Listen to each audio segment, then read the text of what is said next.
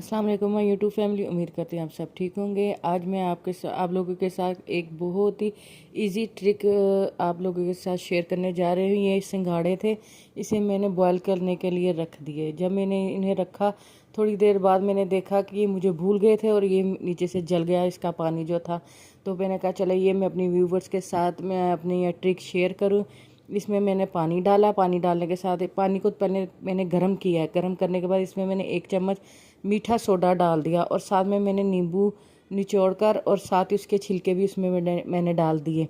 आप ये देखिए, इसे तकरीबन 10 से 15 मिनट आपने हल्की आंच पर पकाना है। जब ये पक जाएंगे फिर इसको हमने पानी जब अच्छी तरह बॉयल हो जाएगा, ये नहीं कि गुनगुना होना, बिल्कुल अच्छी तरह बॉयल हो जाएगा, फिर आपने 1 चम्मच भरकर मीठे सोडे का दोबारा डाल देना है और फिर इसे 15 से 20 मिनट के लिए छोड़ देना है। जब ये पानी आपका ठंडा हो जाए यानी कि गुनगुना सा हो जाए, फिर आपने सुब्बी की मदद से इसे अच्छी तरह कुरेद लेना है। और ये देखिए बहुत ही आसानी से ये साफ़ हो जाएगा। ये कि सिंगाड़ों का जो पानी जब जल जाता है ना, तो वो बहुत मुश्किल से साफ़ होता है। तो ये मैंने अब मेरी अम्मी की ये बताई हुई ट्रिक्स है। यकीन जानिए बहुत ही आप लोगों के लिए अच्छी ट्रिक्स है ये।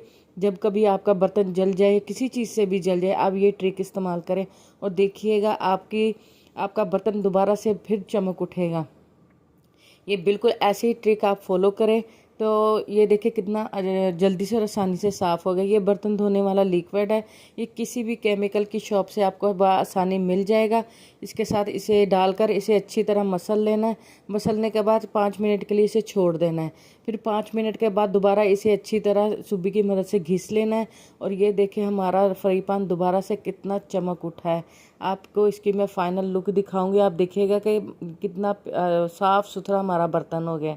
अगर मेरी वीडियो आप लोगों को पसंद आई है तो प्लीज़ लाइक, शेयर और कमेंट्स करके ज़रूर बताइएगा मेरी वीडियो आपको कैसी लगी।